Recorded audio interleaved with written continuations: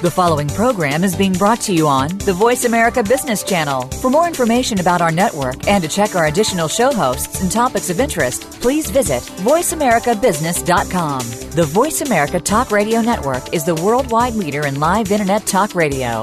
Visit voiceamerica.com. The views and ideas expressed on the following program are strictly those of the host or guests and do not necessarily reflect the views and ideas held by the Voice America Talk Radio Network, its staff, and management.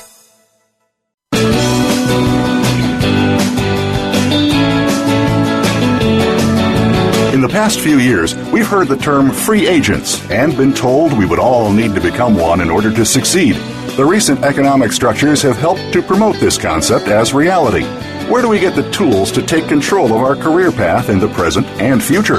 Welcome to The Career Confidant with your host, Marie Zimenoff. Marie and her guest experts are here to provide you with the tools you need to move forward and achieve your career goals. Now, here is Marie Zimenoff. Welcome to the Career Confidant, and good afternoon if you are tuning in live. If you're downloading the podcast, as many of you do, we're so grateful that you're doing that and happy to be here to help with your career needs. This is your host for the Career Confidant, Marie Zimenoff, and I'm so happy that you've joined us today because we're going to talk about one of those hot topics in the job search career management world. And as you know, we're here to really give you the tools that you need to manage your own career.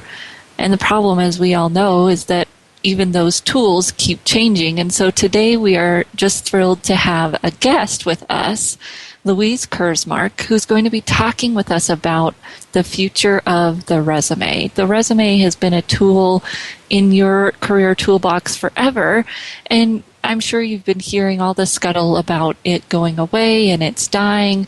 So Louise is here to share with us her perspective on the future of the resume, if you will. And Louise is the co-founder of the Resume Writing Academy, co-director of the Career Thought Leaders Consortium, and author of more than 20 books on resume writing. But more importantly, Louise is one of my favorite resume experts and writes some of the books that I recommend to people when they're writing their resumes. So Louise, welcome to the show. Thank you, Marie. It's great to be here. And as you know, this is one of my very favorite subjects, so I'm excited about talking about it. Yeah, yes. And, let's just start off with talking about what you see as the future of the resume itself, how it's evolving in recent years and in the near future. What is changing that people need to be aware of as they're writing their own resumes or working with a resume professional? Well, I think one important thing to recognize is that the resume is changing, but it's not going away. So when people say the resume is dying or you don't need to have a resume, all you need is an online profile or whatever other advice they're throwing around, we have to keep in mind what the resume actually is, and even if its form changes, the document or the material itself is still necessary. Resume is simply a synopsis of your career, your value, your qualities, your qualifications and experiences that are going to be of interest to an employer. That's really essentially what the resume is. So whether you're putting it onto the very old school one sheet of paper or the newfangled LinkedIn profile or something along those lines, it's still the same content or similar content that we need to be thinking about in terms of how we're presenting it, what we're presenting, what we're highlighting, what we're downplaying, and how we're making the most of the experiences that we have. So the form may change, the way that people look at it may change, but the content itself remains quite similar. And what are you hearing from recruiters about the resume itself as a document? Are they still using that document? Would you say an overwhelming amount of recruiters or hiring managers aren't looking at a paper or electronic, but still kind of paper resume? I'm seeing both. Some people like paper, others want to look at things on screen.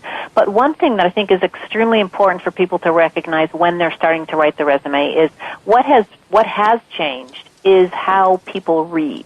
It used to be, I have a nice vision of someone sitting down with a stack of resumes and a cup of tea and a nice reading lamp and kind of carefully reading every line on a resume as they're selecting candidates for a job. Now, maybe that was always just a dream, but nowadays, even that dream is not happening. People are looking at them very, very quickly, whether it's on a screen, whether it's in a stack, whether it's content being parsed out through an applicant tracking system. They're looking very, very quickly to figure out, does this person have anything that I care about for this job that I'm filling? Is there anything in there that is going to warrant a second look? So your resume first needs to be designed to get that first look and capture interest, and then as people will read more deeply as they have time, you want that document to reward them for that deeper reading. But if you don't write it and design it in a way that it can be very quickly skimmed to pick up some important information, what's going to happen is they are just moving on to the next document.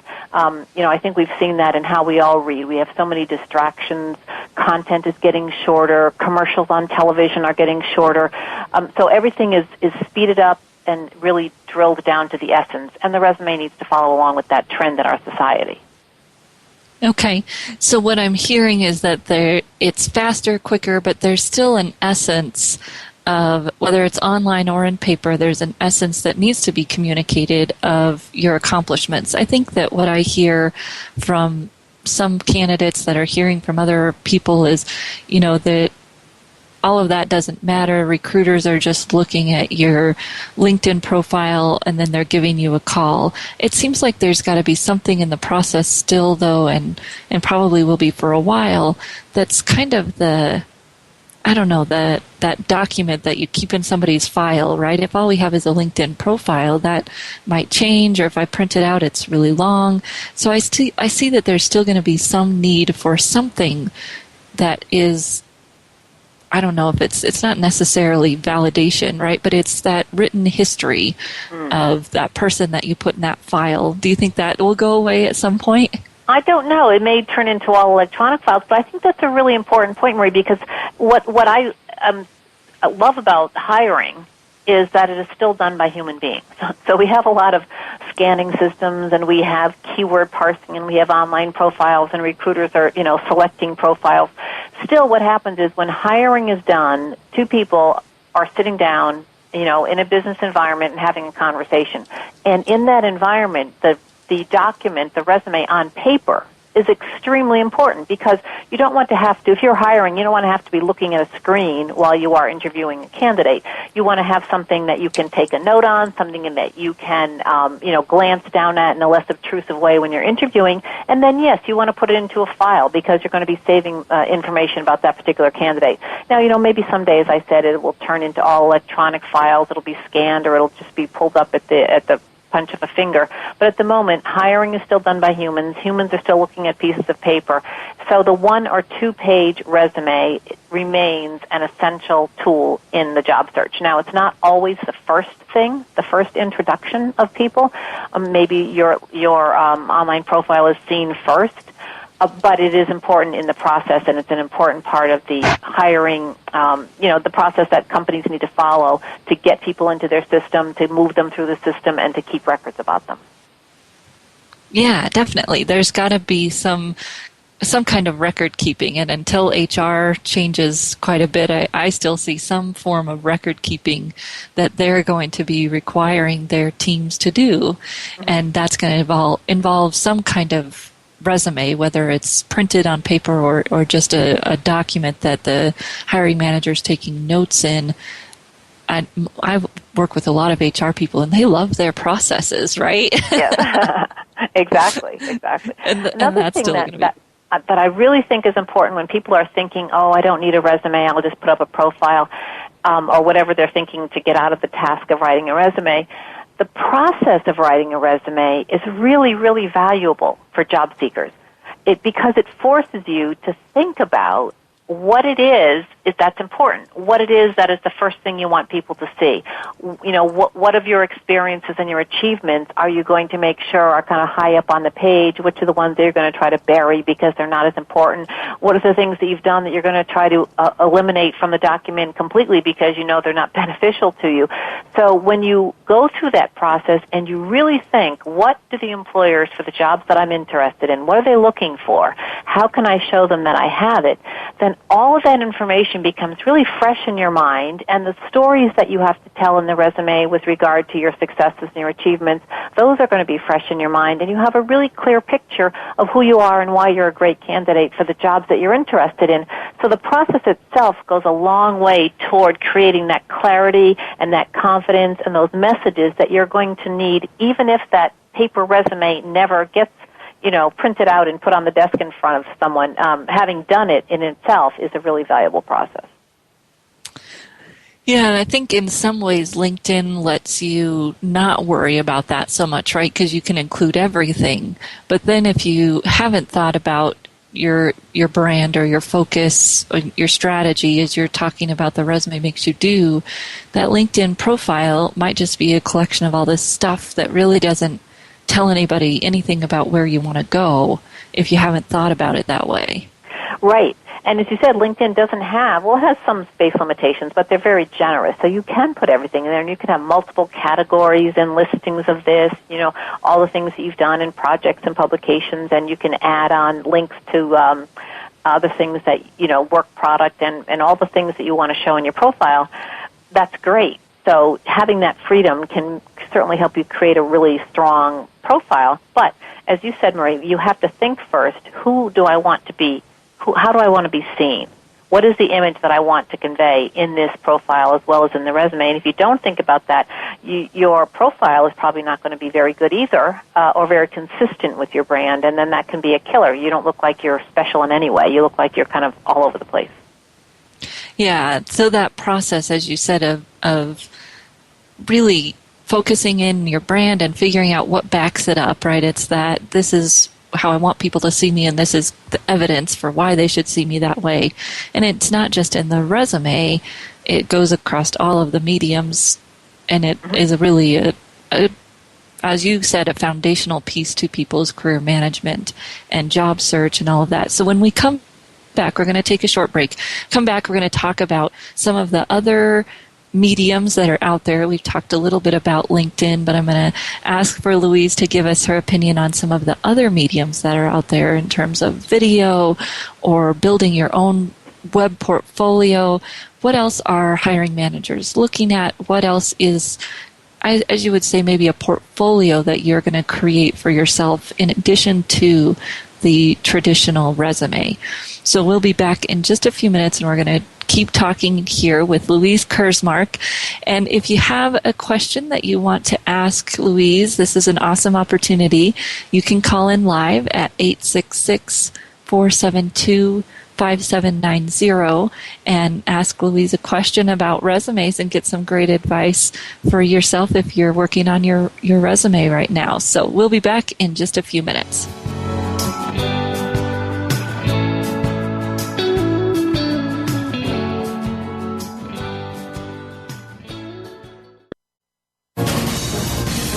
Voice America Business Network, the bottom line in business. You know that the career landscape has changed and that you need to be proactive about managing your career. You can have the foresight, skills, and confidence you need to take charge of your career and seize opportunities. A strategic advantage and career expert, Marie Zimenoff has helped thousands of leaders like you get focused, get found, and get hired. Visit GetCareerSmart.com to find out more. That's GetCareerSmart.com or call 800-521-2080 to schedule your complimentary consultation. Where is the best place to put your money? Rick Saylor with co-host Eric Hamburg will take the mystery out of investing in order to keep your hard-earned wealth performing and protecting to its maximum potential. Listen for Straight Talk, Clear Decisions, live every Friday at 10 a.m. Eastern Time, 7 a.m. Pacific Time on the Voice America Business Channel. Rick Saylor, smooth financial sailing for the best part of your life. Follow us on Twitter at VoiceAmericaTRN. Get the lowdown on guests, new shows, and your favorites. That's VoiceAmericaTRN.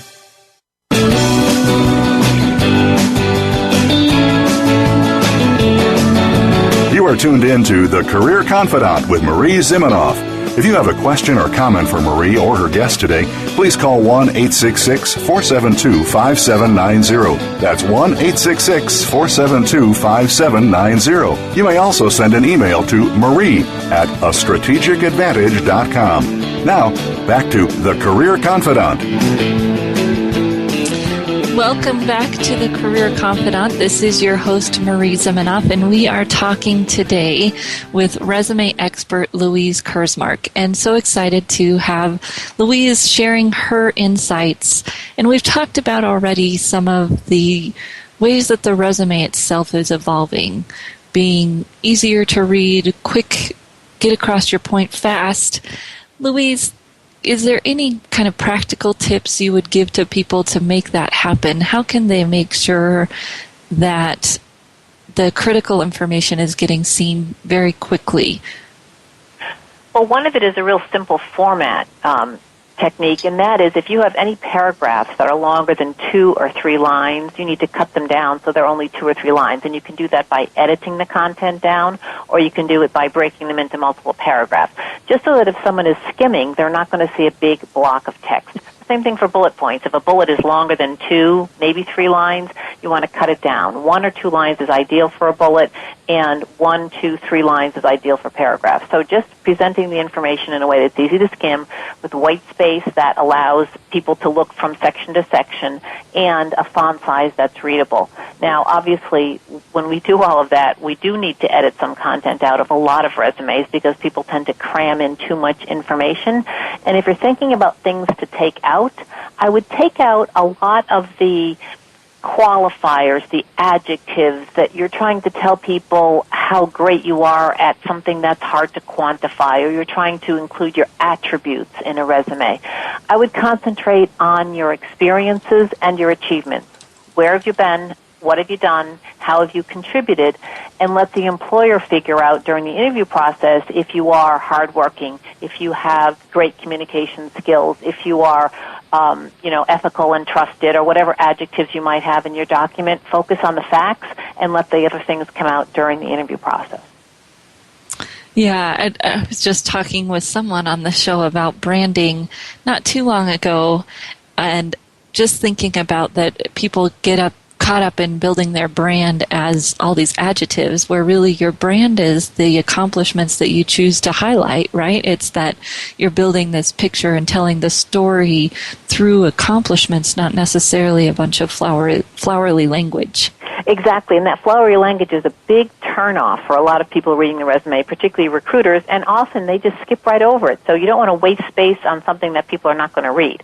You want everything on the resume to be really valuable, and that's really focusing on the facts. And as I said, when you get to the interview, they are going to be very interested in how you do things and what your style is and what your innate strengths are. But they have to first start out thinking, does this person have what it takes to do the job? Do they have the basic qualifications? That's the purpose of the resume.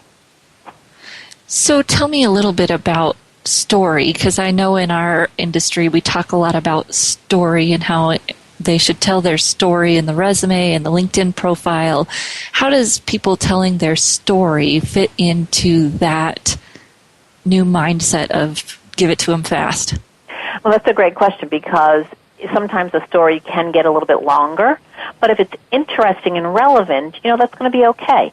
The reason stories are so powerful is because they are specific, they're unique, and they're memorable. We always remember a story more than we remember some generalities. So when you tell a story and you can frame it in a way that you're describing something that you did on the job that was a problem or a challenge or a situation that you had to address, and you tell it in a logical way. I'm sure you know, Marie, you've used the CAR story, the PAR story, the SPAR story. They have all these acronyms for it, but it's the same concept, meaning first you describe the problem, the situation, or the challenge, then you describe the actions, what you did about it, then you describe the results. And if you can use that really logical flow, you can probably use a good bit of that in your LinkedIn profile. You can use a good bit of that in your interview, and then in the resume, perhaps you just pull out the results, the final piece of that, or maybe you have just the challenge and the results. Hired to do such and such, built a new team and delivered results 6 months ahead of schedule, or something that's kind of short and to the point and not elaborately detailed. And then in the rest of your job search process, you're going to tell that story with a lot more detail because people are interested in it. So telling the story and then extracting some of that key information for the resume is a really great exercise to go through, and then expanding some of those points in other medium is really going to be valuable to you as well, because you're going to have consistency then across all of your materials. Yeah, and I think that that's the beauty of this, right, is that the pieces all fit together. Your resume is the short version, all focused on the facts, as you've said, and then your LinkedIn profile gives you some more space to tell the story. And then there's all these other things out there that people can do too, right? They can build a website for themselves. They can build a web portfolio. They can do videos, all of those other pieces of the puzzle, if you will, that they can use to add to the story.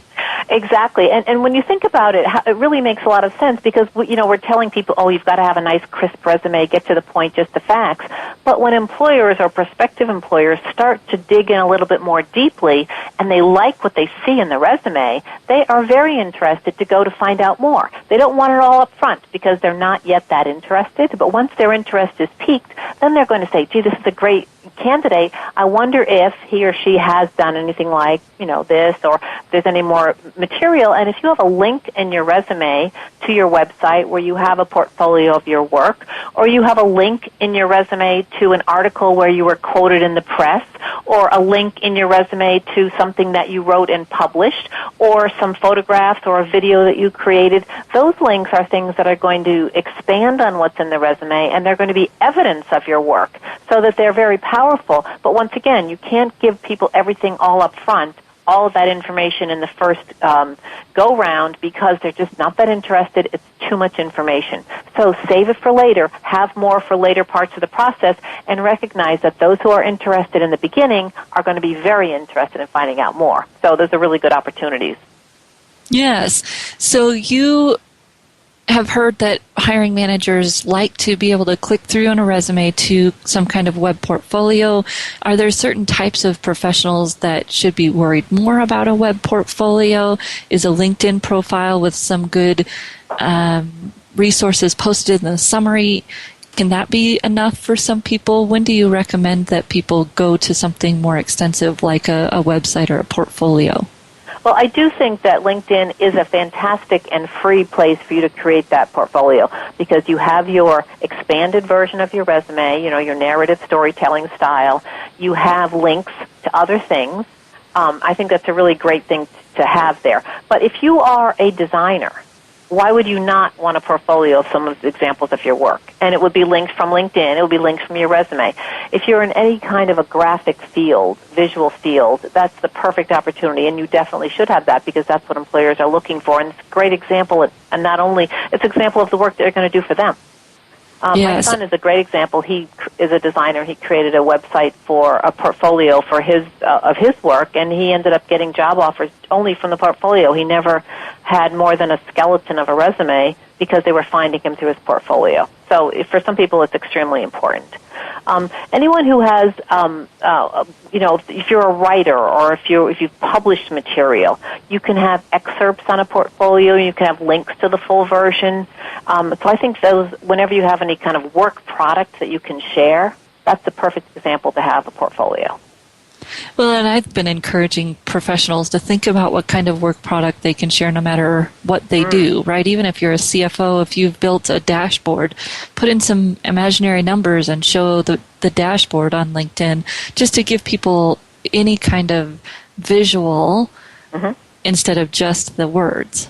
I think that's a great idea. Visuals are extremely important, which kind of brings us to the topic of video. YouTube videos that we see online are so popular. People love video, and video allows job seekers, professionals, to express themselves in a different way. we had a little bit of talk a few years ago about the video resume and how employers didn't want to click through onto a video, so it was someone talking about their resume, and I totally get that because that's not really a compelling thing to do.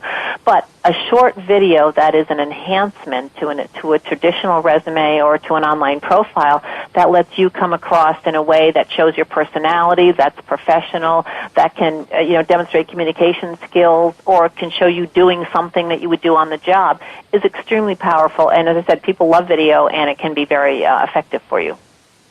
Well, and I think as the market, and I don't know if you're seeing this, Louise, but my market has definitely shifted to working with more professionals who are employed and looking to either advance or move up, move out.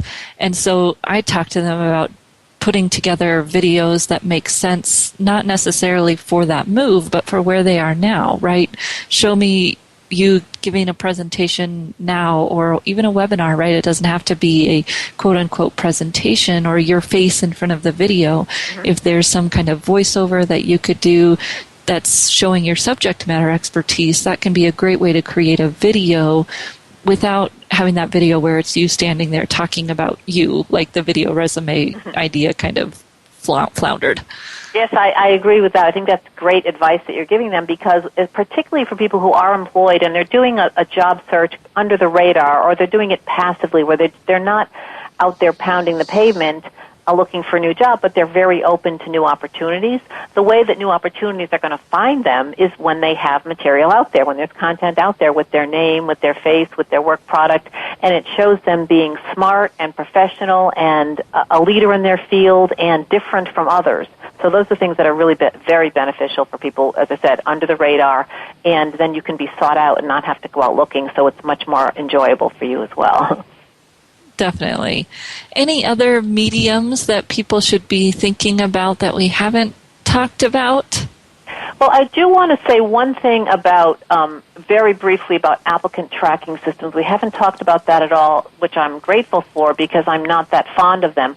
But we do need to recognize that if you're submitting a resume through an online application, you have to follow the rules for applicant tracking systems or your material won't be recognized. So we need to know what those rules are and give people documents, or if you're doing it yourself, you want to create a document that works for that. But I do want to encourage people not to obsess about applicant tracking systems, because it is really a small portion of, you're going to have very small success with those methods. Most people are going to find a job through a referral, and then your traditional resume is going to be your best source. So don't go crazy over the applicant tracking systems, but do recognize that you need to know the format so that you can be successful, when you do upload.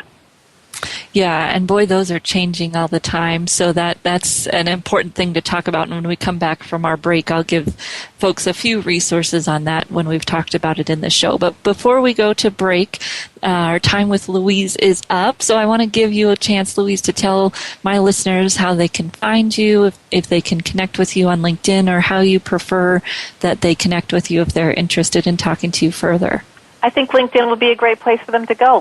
They can look me up. My LinkedIn URL is Louise Kersmark, just my name, so you can find me there. And you'll read all about me and find links to my various websites and things I'm involved with. In my private practice, I'm working with executives only, but I love to hear from and talk with job seekers at all levels.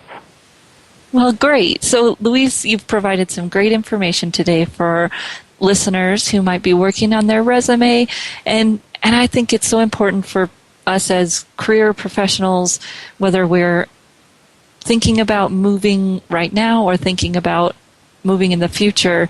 The resume is one thing that people come in and they say, I haven't updated this forever, and then you don't know your stories, you don't know your accomplishments. So I would just encourage you to connect with someone like Louise and keep up with what's going on in resumes, so that if the day comes that you want to apply to a position or someone asks for your resume for a promotion, you're not scrambling to get it ready. So thank you for Louise coming on to the show today and giving us some great information. And stay right here. We'll be back in just a few minutes to give you some more great information on resumes and applicant tracking systems, so that you can have all the information you need to move forward in your job search. We'll be back in just a few minutes.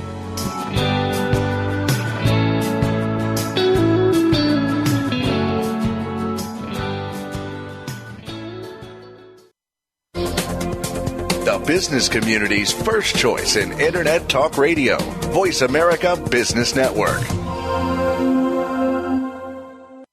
You know that the career landscape has changed and that you need to be proactive about managing your career. You can have the foresight, skills, and confidence you need to take charge of your career and seize opportunities. A strategic advantage and career expert, Marie Zimenoff has helped thousands of leaders like you get focused, get found, and get hired. Visit getcareersmart.com to find out more. That's getcareersmart.com or call 800-521-2080 to schedule your complimentary consultation. Tune in to The Soul of Enterprise, Business in the Knowledge Economy, with co-hosts Ron Baker and Ed Kless. Ron and Ed will show you how to recognize that wealth is created by intellectual capital. It's all in the possibilities that we can create and that are created for us. These possibilities are destined to be discovered by human imagination and through the service of others, creating a brighter future for all of us. The Soul of Enterprise is heard live every Friday at 1 p.m. Pacific Time, 4 p.m. Eastern, on the Voice America Business Channel.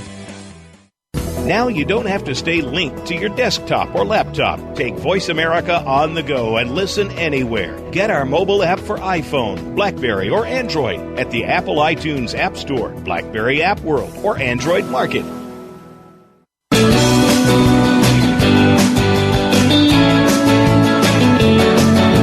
You are tuned in to The Career Confidant with Marie Zimenoff. If you have a question or comment for Marie or her guest today, please call 1-866-472-5790. That's 1-866-472-5790. You may also send an email to marie@astrategicadvantage.com. Now, back to The Career Confidant. Welcome back to the Career Confidant. If you are just joining us, you've missed quite the treat. We just had Louise Kersmark on with us talking about the future of resumes. And, you know, this is one of those topics that's out there, and sometimes people get carried away in trying to make it a sexy topic and saying things that might not necessarily be helpful to you in managing your career and doing your job search. So thinking about what Louise said and where she works, right, talking to recruiters nationally and actually even internationally, and really keeping her finger on the pulse of where the resume is going.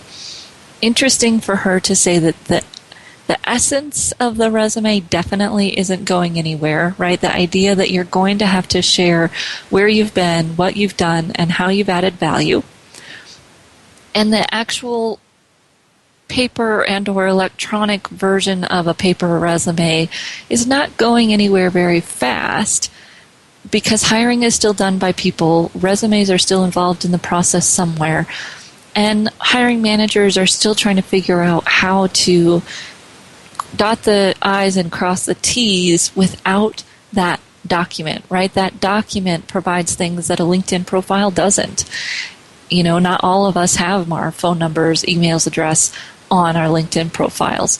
Your LinkedIn profile changes, so I've got to either save a PDF of it or print it to have a record of who I hired in the first place, right? And all of those things are very important to an HR person who's going to have to answer to that they did their due diligence before you were hired. Checked your references, made sure that your degree that you claimed was valid.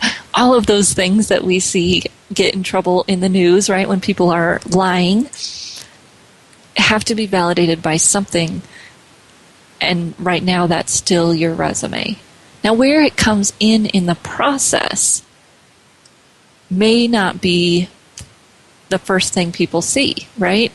And so thinking about all the different ways that people might find you and making sure all of those mediums convey the same interest or the same brand, the same accomplishments, and the same interest, I guess, the same aim is very important.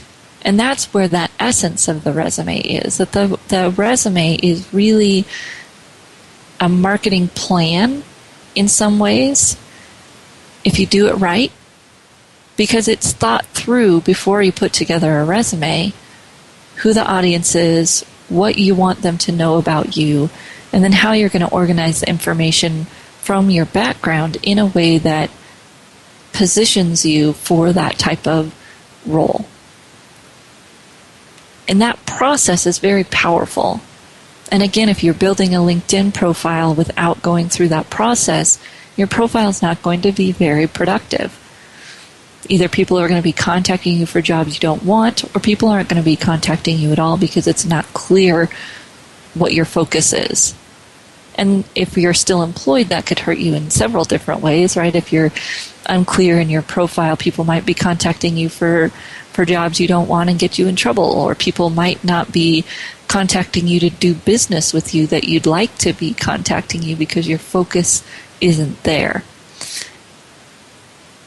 Now, I think this idea of our resumes getting shorter is interesting, because you'll notice that Louise said 1 to 2 pages. So we're not necessarily saying that shorter means everybody needs to be on one page. Shorter means that you're sharing sound bites of information. And those sound bites of information have good space between them so someone can move through quickly. Now, to do that, it actually might require 2 pages, right? To be able to share sound bites that are meaningful for a 20-year career might take 2 pages. But what Louise is talking about in terms of being crisp and short is that the statements within that document are crisp and short. As she said, 2 to 3 lines for any kind of paragraph, 1 to 2 lines for any kind of bullet. That you're really making it easy to skim. And thinking about if you've got a 6-line paragraph in your resume and then you put that on someone's phone, it's going to be more than one scroll of the phone to get through one paragraph. That's probably not going to work. So thinking about all the different ways that people might be reading your document is extremely important. And thinking about that short, crisp, soundbite type of idea does not mean that we get rid of the story. As Louise was talking about, it's just the story gets shorter in your document, and then you get that ability to expand on the story on LinkedIn, where you can put in the project story as a project. You can put in some narrative in an experience entry. You can put some narrative in your summary. You can put even some more of those adjectives in your summary to tell people who you are, but being careful about how much of that you're trying to do in your actual resume. So then we get to the idea of, okay, the resume, the essence behind it's not going anywhere. You have to be able to say where you're going, what is important about your background, and how you've added value. And there's all these different ways that you can do that. The resume, LinkedIn profile, and then we talked a little bit about media. And media might be shared in a lot of different ways. Media might be shared actually in your LinkedIn profile, which as I was talking with Louise, would highly encourage. In what way can you get something up on LinkedIn that's a visual, a presentation, a video if that fits, but any kind of mediums that people can see right there on LinkedIn as work products, work examples, whether that's a white paper or anything that you can add there. And we've talked about that a little bit in the show. But on your other mediums, you're still thinking about the audience and what you want them to know about you, right? Even if you've got a web portfolio, if it's got too much stuff in it or it's not clear which direction you're headed, it goes back to that same idea of it not being effective because it doesn't have that clarity. And if we're thinking about being clear, really that makes it even easier to get short on the resume, because you're just sharing the information that's most critical to where you're headed. When I see people having trouble getting their resume down, usually it's because they are too broad of focus and want to share a lot of things. Sometimes it's technical, and sharing those technical things is important. And we have to figure out how much of the technical pieces make sense to share to that first reader. And then when might it make sense to have an additional document that shares more of the technical pieces to someone who might care, right? And I think Louise was pretty blunt about saying that you're giving people more than they really care about. They want to be given some kind of teaser, just to say why they should care. They need enough information in your resume to back that up. The resume can't just be a teaser, because lots of hiring managers need more than that to be able to spend the time to contact you. But that's the fine balance there of how that information plays into your resume. And being able to, send it to yourself as an attachment, look at it on your phone, see what you think. And be able to use formatting that helps people move through the document. And I think this is one thing that, and Louise touched on this briefly, with the applicant tracking systems, a lot of people started to get afraid of formatting. Don't be afraid of the formatting, right? There are plenty of formatting options that can help people move through the document, space in between lines, bullets, color, that are not going to mess up the document when it goes through applicant tracking systems. And if you're wondering more about applicant tracking systems or looking to get some more information on that, I would point you to either our previous show that we did in November with Cheryl Minnick, and Cheryl talked a lot about applicant tracking systems, or tune in and we'll do another one here soon, because they are changing a lot. They're very complex. And as Louise said, can't be your only game. Those applicant tracking systems, one, if you're doing a good focused resume, you'll have the keywords to get through it. If you're not using fancy formatting like tables, you'll be able to get through it. Lines are fine. But it's more, don't let that get in the way of building a good, solid resume or LinkedIn profile.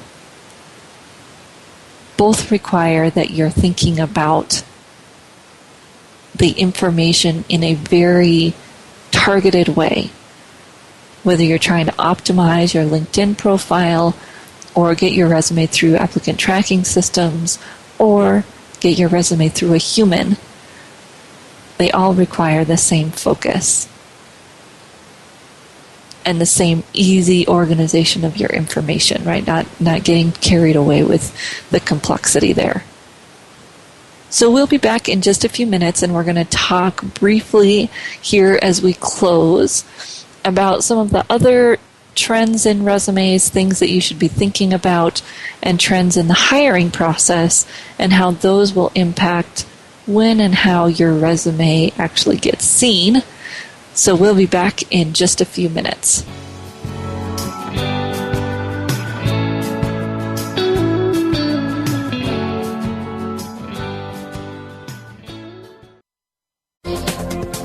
The business community's first choice in Internet Talk Radio, Voice America Business Network. You know that the career landscape has changed and that you need to be proactive about managing your career. You can have the foresight, skills, and confidence you need to take charge of your career and seize opportunities. A strategic advantage and career expert, Marie Zimenoff has helped thousands of leaders like you get focused, get found, and get hired. Visit GetCareerSmart.com to find out more. That's GetCareerSmart.com or call 800-521-2080 to schedule your complimentary consultation. What do business and sports have in common? Both are based on competition, and the goal of each is the same: to win. If you're in business, you need an edge over your competitors. You need to innovate and improve. You need to make adjustments to stay ahead of your competition. Tune in to The Business Locker Room with Kelly Riggs. Get the playbook and the coaching you need to improve your business performance. The Business Locker Room airs live every Monday at 4 p.m. Eastern, 1 p.m. Pacific on the Voice America Business Channel. Become our friend on Facebook. Post your thoughts about our shows and network on our timeline. Visit Facebook.com/Voice America.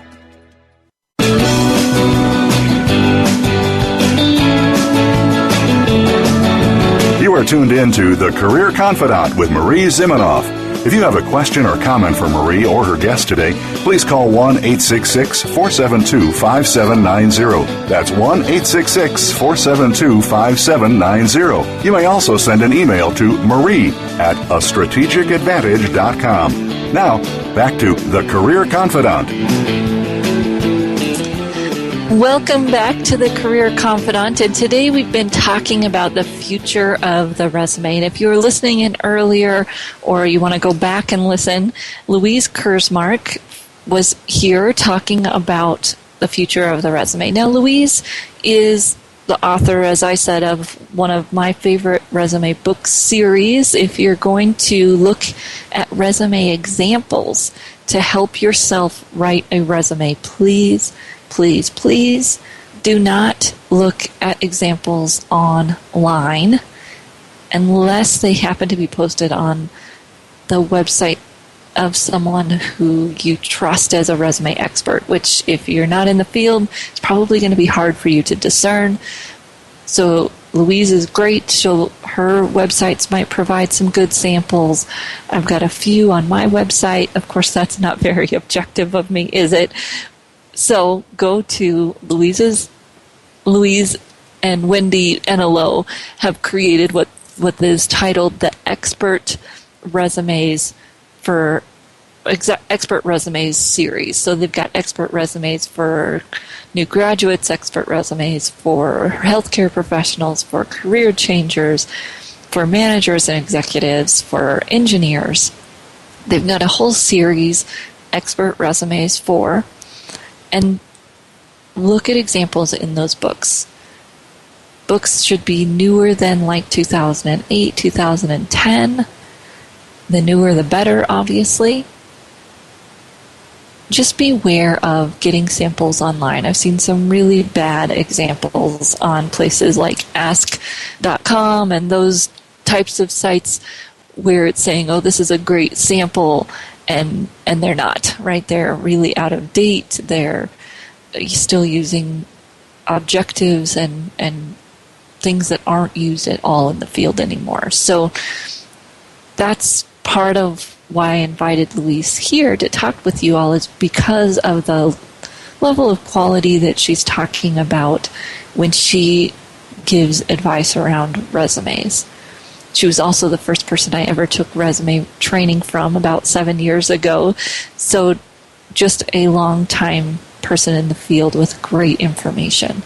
And so she talked about making that shorter, sound bites, still telling your story, making sure that we're providing the critical information, being careful of your adjectives, and, words like successful. If it was successful, give me the details, give me the data, give me the facts. The adjectives aren't doing you much good. So let's talk quickly here about how the resume is still in the process. So I don't want you to not be ready, right? I want you to have all the tools that you need in that toolbox before the opportunity comes, so that you can act quickly and be ahead of the competition, right? It's all about being able to act quickly on opportunities. So thinking about if a recruiter is going to find you on LinkedIn, or they're going to find a YouTube video that you posted, or a white paper that you wrote, they might call you from that. They might write you through LinkedIn and set up an interview. Those pieces may happen without a resume. That is very true. Then think about the next step, where they're passing you to a hiring manager. Most recruiters I've talked to still want a resume to send to that hiring manager. That more comprehensive look at where you've been, what you've done, how you've added value. They want to be able to send that to their hiring manager. Some very new age companies might be doing it all off the LinkedIn profile. Haven't talked to many of those. Having that resume ready to be able to make that move when the recruiter asks for it, critical. And you might think, well, it doesn't matter what the resume looks like because they've already decided I'm good. Well, the recruiter might have decided that, but the hiring manager hasn't. And if they get a document that doesn't look great or doesn't give them the information that they're looking for or looks like it was written 10 years ago, it may make an impact on what you think was a slam dunk. Now, does that mean it needs to be professionally written? Of course not. It just needs to be able to convey that message quickly in an accomplishment focus. And if you're having challenges doing that, then that's what professional writers are there to help you do. Now, lots of hiring companies today, as we talked about in our trends conversation a few weeks ago, are starting to use some kind of automated referral system. So the process might look like this. A hiring manager puts to his recruiter that he needs this kind of person. The recruiter goes out onto the referral system, finds out that John knows someone who fits that profile, right, through their big data analytics, using LinkedIn, whatever system it is they're using. So then that recruiter is most likely going to reach out to John first, the employee, and say, could you tell me a little bit more about this person, whatever the employer process is. And or they might reach out to you as the candidate and say, John has agreed to refer you for this position. Would you be interested? Again, they might set up the interview first, and or they might ask for a resume. This is where it gets challenging for you as a candidate because you might not even be looking. You might not even be looking. You might not even be thinking about it. And here walks in this great opportunity. This is the benefit of LinkedIn in some ways because it allows you to put together all of your experiences in a comprehensive way. But it's also another prodding point for me to have you think about how you're keeping track of information and how you're keeping up-to-date information about your accomplishments. There's a lot of reasons to be doing that for your performance reviews, right? If you're going to ask for a raise, you've got the data to back it up. For LinkedIn, keeping that updated, not just for you as a candidate, but for your company to be promoting what you're doing as a company. And then obviously for you as a candidate to be able to quickly put together documents when an opportunity comes up. And in some ways this is all just circling right back around to that idea of you being run, you running your career like a business, right? Where you know that your business has to have the data at the ready if they were to get a request for proposal, right? They have to have the data at the ready to put forth to some kind of opportunity so that they can get sales, marketing information, whatever it is. Your business is doing that to get sales, and now we're just pushing that concept out to us as individuals, realizing that opportunities are going to be coming when we're not ready for them, when we're not thinking about them, and that if we're not ready to take those opportunities, we might find ourselves in a place 2 or 3 years down the road where now we're unemployed and having to go out and find those opportunities. And being able to make those opportunities happen when they come up, whether they're internal or external, getting those conversations going is part of managing your career today. It's managing those opportunities in a way that makes sense for you and for your career and for the potential employer or your current employer.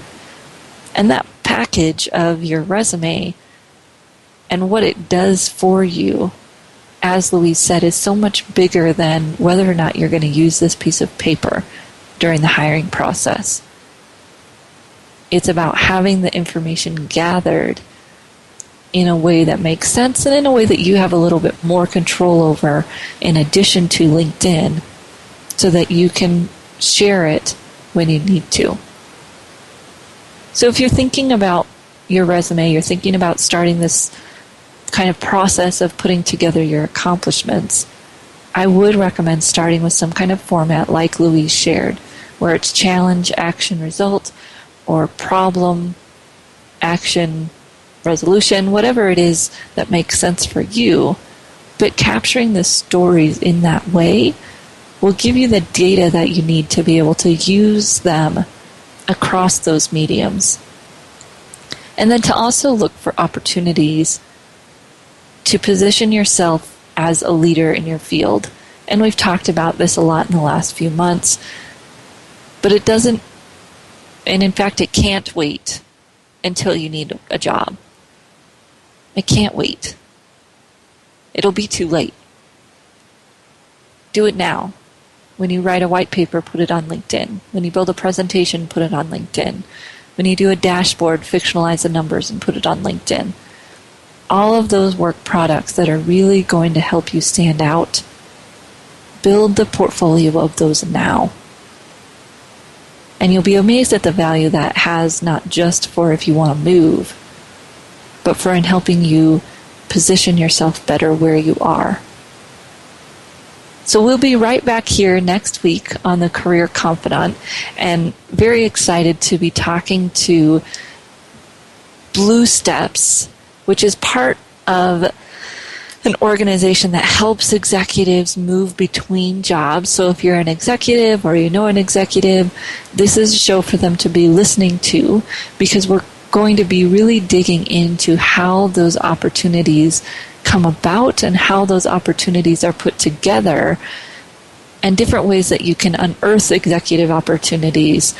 We're going to be talking to Joe Chappell from the Association of Executive Search Consultants, so giving you some more insight from that employer point of view. So listen in next week right here on the Career Confidant.